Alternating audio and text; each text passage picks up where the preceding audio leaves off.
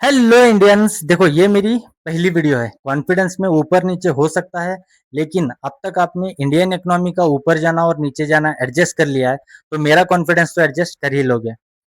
और अगर इस वीडियो में मेरी बातें आपको सच लगती है तो मुझे सपोर्ट जरूर करना, वीडियो पूरी एंड तक देख कर जाना। इंडिया में पिछले दिनों कई सारे स्टेट्स में इलेक्शन हुए, जिनमें बंगाल, आसाम, पांडुचेरी, तमिलनाडु और केरल के लोगों ने अपना वोट दिया। ज्यादातर स्टेट्स में तो रूलिंग पार्टी को ही अपनी मेजोरिटी मिली। इलेक्शन रिजल्ट्स देखकर मेरे दिमाग में बस कुछ सवाल आए। इंडिया में एक बहुत बड़ा हिस्सा ऐसी आबादी का है जिसको फर्क पड़ता है महंगाई से। चावल के दाम बढ़ते हैं, तेल महंगा होता है, दूध, सब्जियां, पेट्रोल, डीजल के दाम बढ़ने से प्रॉब्लम होती है। ऐसे 70% लोग इंडिया में रहते हैं। आम आदमी सोचता है सैलरी वही है, खर्च डबल हो रहा है। टैक्स इधर, जीएसटी उधर, फ्यूल के प्राइसेस अलग परेशान करते हैं। आखिर आम आदमी और कितना हैंडल करे?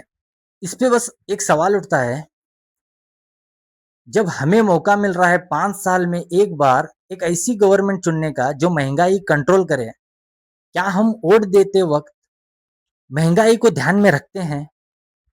इंडिया में बढ़ते हुए क्राइम की बात कर लो।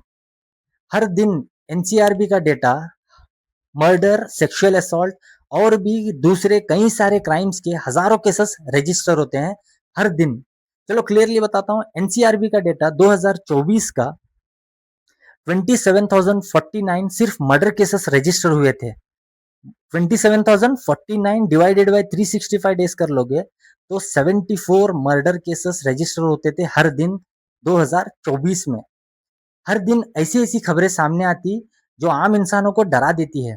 कभी कोई पावरफुल इंसान रोड पर किसी को कुचल कर निकल जाता है, तो कभी औरतों के सेफ्टी के मेजर इश्यूज सामने आते हैं।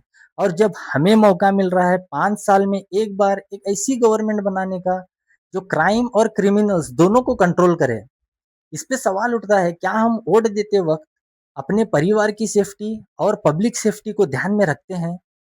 इंडिया में बढ़ते हुए टेरर अटैक्स और नेशनल सिक्योरिटी पे बात कर लो।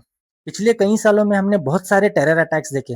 Gurdaspur terror attack, Uri army camp attack, Amarnath Yatra पे अटैक, एयर पठानकोट के एयरबेस पर हमला होता है, और भी बहुत सारे टेरर अटैक्स देखे हैं।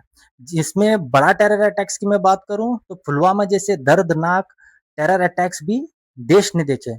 इन सब हमलों में देश के कई सारे जवान शहीद होते हैं और कई सारे आम नागरिकों ने भी अपनी जान गंवाई। हमलों के बाद सवाल उठते हैं, बड़े बड़े स्पीचेस होती है, बड़े बड़े वादे किए जाते हैं।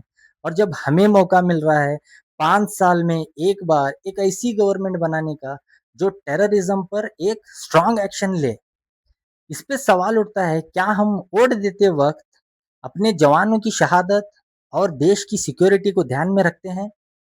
चलो एक सिंपल एग्जांपल मैं आपको बताता हूँ। एक इंसान को आप घर पे बुला रहे हो, उसे इज्जत दे रहे हो, उसे खाना खिला रहे हो, उस पे भरोसा कर रहे हो, उसको अपने सर पे बिठा रहे हो। कुछ दिनों बाद वही इंसान आपकी तिजोरियां खाली कर रहा है, आपके जेब खाली कर रहा है, आपको अपने पड़ोसियों से लड़वा रहा है। आपको भी पता है ये सब कुछ वही इंसान कर रहा है। फिर आप अगले दिन उसी इंसान को वापस अपने घर पे बुला रहे हो, उसे खाना खिला रहे हो, उसे इज्जत दे रहे हो, उसे अपने सर पे बिठा रहे हो। फिर वो इंसान आपको वैसे ही लूटेगा, वैसे ही अपने पड़ोसियों से लड़वाएगा। क्यों? क्योंकि आपको ही फर्क नहीं पड़ रहा है, तो वो इंसान कभी नहीं बदलेगा। मेरा ये वीडियो बनाने का बस एक मकसद है, आपको समझा सकूं आपकी वोट की ताकत, आपकी वोट की वैल्यू। आप अगर हिंदू, मुसलमान, जाति, धर्म देखकर वोट दोगे तो आपको हासिल भी वही होगा। अगर आप अच्छा एजुकेशन, अच्छे अस्पताल, अच्छा इंफ्रास्ट्रक्चर, अच्छी सड़कें, अच्छी हवा, अगर ये सोचकर अपना वोट दोगे तो आपको हासिल भी यही होगा। ऐसी सरकार बनाने की कोशिश करो जो हमारे बच्चों का और हमारा फ्यूचर सिक्योर कर सके इंडिया में।